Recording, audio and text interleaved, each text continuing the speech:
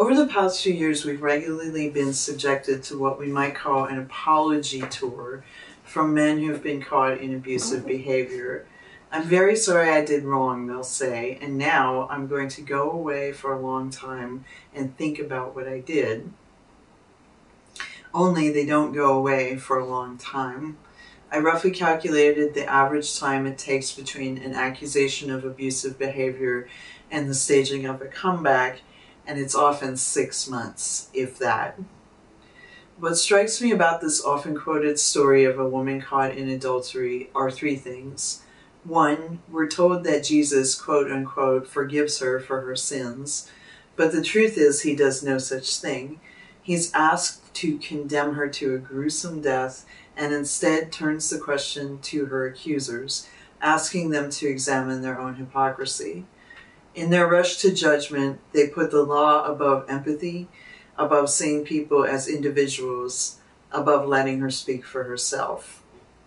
One might compare this to the kind of outrage we see exhibited on the internet, where we often rush to judgment of one another. Instead, Jesus chooses not to condemn her. And that's not the same thing as forgiveness, because perhaps in her case, there's nothing for him to forgive. Which brings me to my second thought. What if she didn't do it? It's the mob of men that accuses her, the scribes and Pharisees Jesus is constantly warning us about, who claim they caught her in the act. However, what we know from stories of abuse in our own church and in the media is that these acts don't often happen in public. They happen behind closed doors and in secret, and they happen that way deliberately so that the perpetrator is less likely to be caught, and the victim can be silenced, shamed into silence and self-blame. We also know that women had little to no self-agency in Jesus' time. Condemned, they would usually be killed, whether they were guilty or not. It's entirely possible the adultery this anonymous woman was caught in was really something else. Rape, sexual harassment, or the kind of everyday verbal and physical harassment women encounter on a regular basis. So maybe the idea that Jesus is forgiving a sinful woman here is twisting the structure of abuse around. Maybe he doesn't need to forgive her because she did nothing wrong. His command not to sin anymore is the same command each of us receives because each of us has the capacity for sin.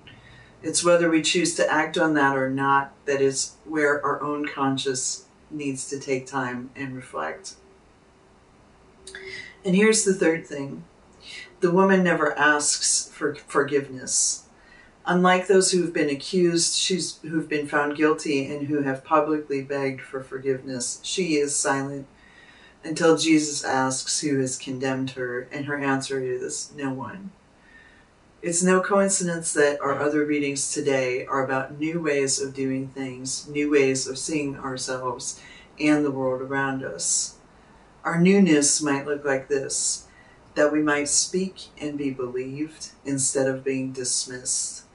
That when we're falsely condemned, judged, or criticized, we might stop condemning ourselves. That we might not be condemned for things we didn't do, but instead be set free. That we might learn to atone rather than apologize when we've actually done real harm. That we might get for the first time to tell our own stories instead of having them told.